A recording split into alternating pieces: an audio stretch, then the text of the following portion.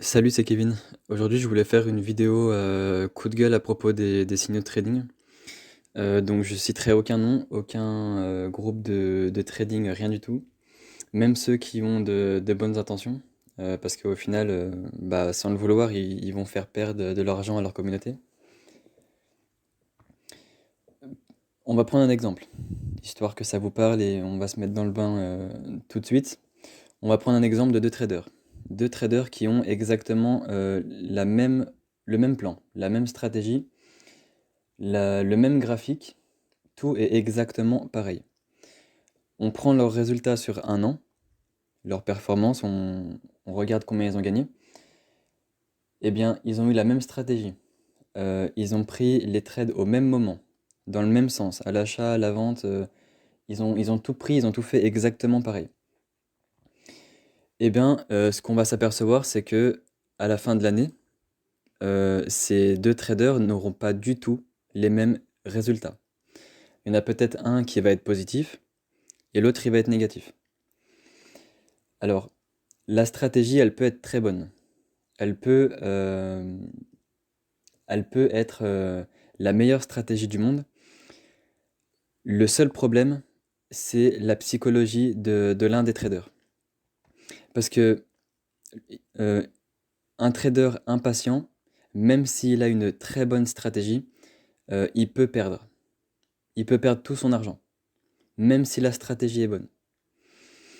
Et ben moi, ce que j'aimerais dire justement aux traders débutants, c'est justement ça, de ne pas suivre le troupeau, j'ai envie de dire, de ne pas suivre telle personne ou tel groupe de trading qui vous dit d'acheter ou de vendre telle action, telle devise, telle crypto ou je ne sais quoi. Euh, Parce que c'est pareil, au final, on avait fait une étude avec un hedge fund. Je sais plus le nom de la société, ça va me revenir. En fait, on avait fait une étude, on a vu que cette société en question, donc c'est une société d'investissement, donc par exemple si tu as de l'argent à investir, tu investis ton argent sur cette société. Et donc en fait ce qu'on a pu constater c'est que la société avait fait plus de 30% par an, ce qui est une très bonne rentabilité. 30% c'est pas mal quand même. Et ben, ce qu'on a vu, c'est que on a eu beaucoup plus de perdants que de gagnants. Pour la simple et bonne raison que quand le fonds commençait à perdre de l'argent, les clients commençaient à paniquer, donc du coup ils retiraient tout leur argent, donc du coup ils acceptaient la perte, ils clôturaient, donc ils acceptaient la perte. Alors qu'en fait il fallait juste patienter un petit peu, et en fait le fonds était en train de reprendre, ils étaient en train de repartir à la hausse au final, et en fait il aurait fallu juste attendre quelques jours ou quelques semaines ou quelques mois pour passer dans le positif et même bien plus. Et en fait, ce qu'on s'est rendu compte lors de cette étude, c'est que c'est la psychologie qui a fait que. C'est la psychologie qui a fait que ces traders ont plus perdu que gagné. Même si le fonds il faisait 30% par an. Et ben pour les signaux de trading, c'est pareil. Même si on a un groupe de trading euh, qui, euh, qui est très sérieux, même si on a un trader derrière qui est très sérieux, qui veut faire gagner sa communauté, bah en fait, sans le vouloir, il va leur en faire perdre. Parce que tout le monde n'a pas la même psychologie. Et peut-être que le swing trading ne correspond pas, bah, d'ailleurs c'est même sûr, ça ne correspond pas à quelqu'un d'impatient. Parce que quelqu'un d'impatient, lui, ce qu'il veut, c'est de la rapidité, il veut pas attendre.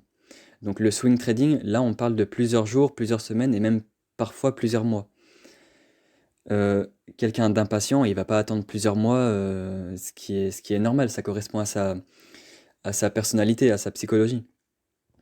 Et c'est justement ça que moi qui me dérange, c'est que en fait, on me dit, bah tiens, tu veux gagner de l'argent, bah rejoins-nous dans tel groupe et tu vas gagner. Mais en fait, c'est faux, même si les signaux sont bons, même si le plan est bon, bah en fait, les gens vont perdre juste parce que la psychologie. Et en fait, moi, ce que j'aimerais dire aux traders débutants, c'est justement, choisissez vous-même vos plans. Est-ce que tu es plus... Bah déjà, choisis déjà ta façon, ton mode de trading, pardon. Si tu es quelqu'un d'impatient, ne choisis pas le swing trading. Choisis plutôt du scalping ou du day trading si tu veux. Mais si tu es quelqu'un d'impatient et que tu sais que tes émotions vont prendre le dessus, ne t'aventure pas sur un trade sur plusieurs jours ou plusieurs semaines, parce que tu sais que tu vas pas tenir. Et justement, voilà, c'est ça que je voulais dire aux traders débutants. Choisissez vos modes de trading et surtout ayez un plan à vous-même, un truc qui vous parle. Pas un truc où on te dit ouais bah tiens achète ou vends ça parce que c'est le mec du signal de trading qui nous a dit d'acheter ou de vendre. Non, ça marche pas comme ça, c'est pas ça le trading, c'est pas ça. Tu peux pas faire ça.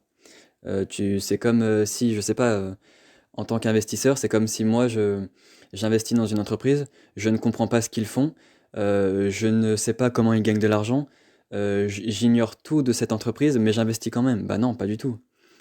Sinon, autant jouer au loto, c'est pareil, hein. Là, c'est pile ou face, hein. C'est plus du trading, là, c'est du casino. C'est plus pareil. Donc, aujourd'hui, moi, en tout cas, le meilleur conseil que je peux donner, c'est de choisir votre mode de trading en fonction de votre psychologie, d'avoir votre plan à vous-même et de choisir vos décisions vous-même.